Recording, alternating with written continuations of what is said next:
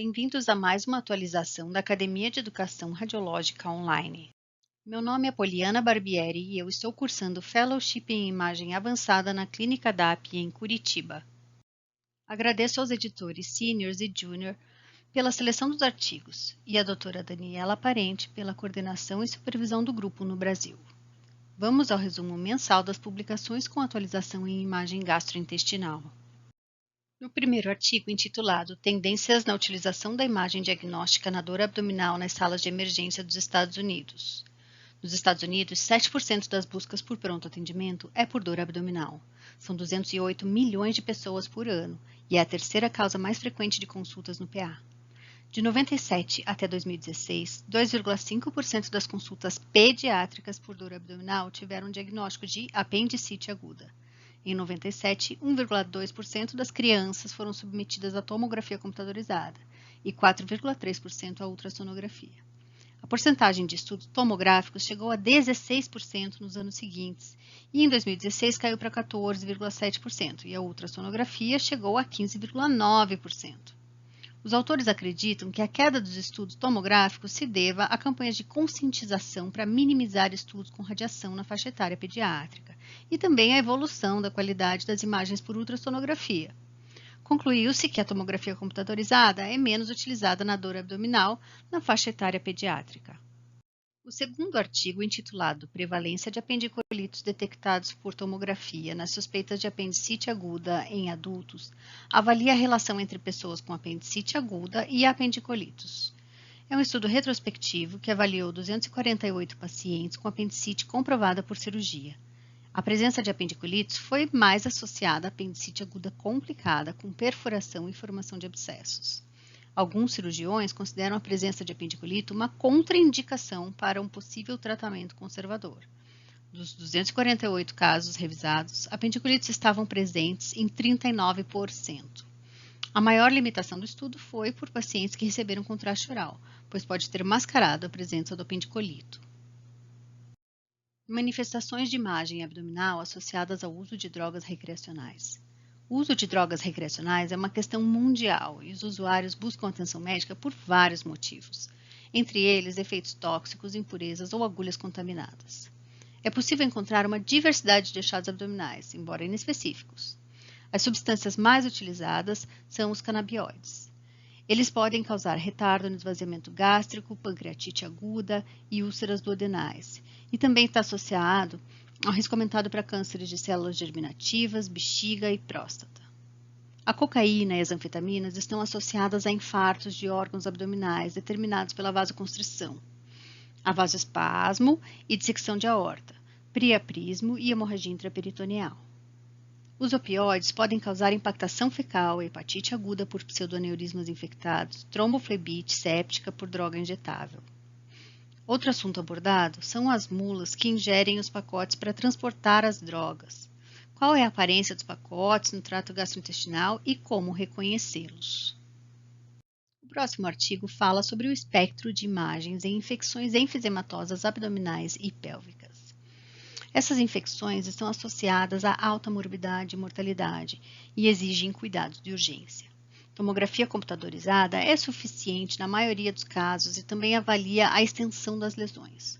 O artigo fala sobre os micro-organismos formadores de gás e a epidemiologia das infecções enfisematosas, principalmente nos pacientes diabéticos. O artigo também fala sobre as apresentações de imagens na colecistite enfisematosa, que tem um risco elevado para perfuração, na gastrite, na pancreatite, na ortite, pielonefrite, cistite, abscessos prostáticos, infecções de partes moles e na hepatite enfisematosa, que tem mortalidade próxima de 100%. Essas infecções enfisematosas têm uma maior taxa de mortalidade quando comparadas às não enfisematosas. Esofagografia por tomografia computadorizada. Avaliação da perfuração esofágica. Nos dias de hoje, a serografia com fluoroscopia ainda é o exame de escolha para lesões esofágicas, mas a tomografia vem ganhando destaque nas avaliações de emergência. As lesões esofágicas chegam a uma mortalidade de 20%. O artigo fala sobre protocolos de uma esofagografia por TC, que envolve fase pré-contraste, decúbito dorsal imediatamente após a injeção do contraste solúvel, e imagem decúbito ventral pós-contraste, em caso de suspeita de lesão esofágica ou perfuração anterior. O contraste endovenoso deve ser utilizado quando indicado. A tomografia é mais acessível que a fluoroscopia, mas ainda é inferior para caracterizar detalhes da mucosa gástrica. Ligamento de Treitz, anatomia, relevância dos achados de imagem e correlação radiologia-patologia. O ligamento de Treitz é também conhecido como ligamento suspensor do duodeno e é o ponto anatômico que divide o duodeno do jejuno. Algumas patologias envolvendo o ligamento de Treitz incluem má rotação intestinal e a síndrome da artéria mesentérica superior. Hemorragia gastrointestinal é um motivo comum nos pronto-atendimentos e é o ligamento de Treitz que serve de ponto anatômico para diferenciar hemorragia alta ou baixa. Embora raras, as neoplasias malignas, tanto primárias quanto metastáticas, também podem acometer o ligamento de Treitz. O próximo artigo fala sobre aspectos de imagem da neurofibromatose tipo 1 no abdômen e na pelve. A neurofibromatose tipo 1 é uma facomatose autossômica dominante que envolve múltiplos sistemas. Sua manifestação mais comum são tumores da bainha dos nervos periféricos, os neurofibromas, que são mais comuns na pele, embora sejam encontrados em qualquer órgão. No abdômen, são mais comuns no retroperitônio e no plexo lombar, e existe a possibilidade de degeneração maligna. Tumores estromais gastrointestinais, tumores neuroendócrinos, como carcinoides, schwannomas pancreáticos e adenocarcinoma do trato gastrointestinal, feocromocitomas e paragangliomas, além de anomalias vasculares, também acometem mais essa população. A maior incidência de tumores testiculares e ovarianos ainda está sendo estudada. Caracterização por PET-ressonância de componentes mucinosos versus não mucinosos no adenocarcinoma retal. Uma comparação no metabolismo e na celularidade tumoral. Esse estudo avaliou a possibilidade de diferenciação de componentes mucinosos e não mucinosos por meio de PET-ressonância nos adenocarcinomas primários do reto. Essa diferenciação é importante, pois os tumores com componentes mucinosos têm um pior prognóstico, com pior estadiamento TIN, pior resposta à quimioterapia neoadjuvante e uma maior chance de metástases. O estudo prospectivo avaliou 99 pacientes com diagnóstico de tumor de reto. Destes, 17 possuíam um componente de mucina. Foi constatado que a captação pelo FDG é significativamente menor nos componentes mucinosos do tumor, o que reproduz o encontrado em outros sítios. Já a celularidade, medida pela restrição à difusão da água, não sofreu alteração significativa.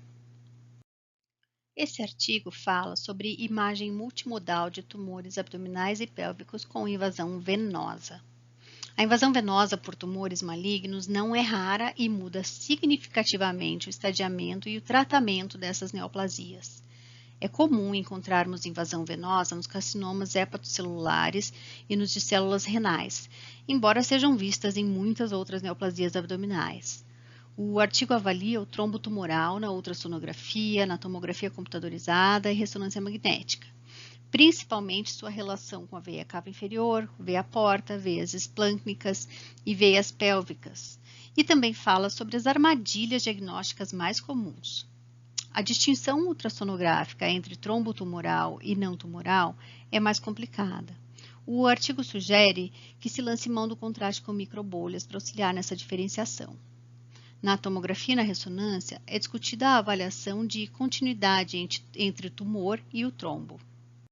Nosso último artigo fala sobre imagem multimodal de corpos estranhos, novas ideias para velhos desafios.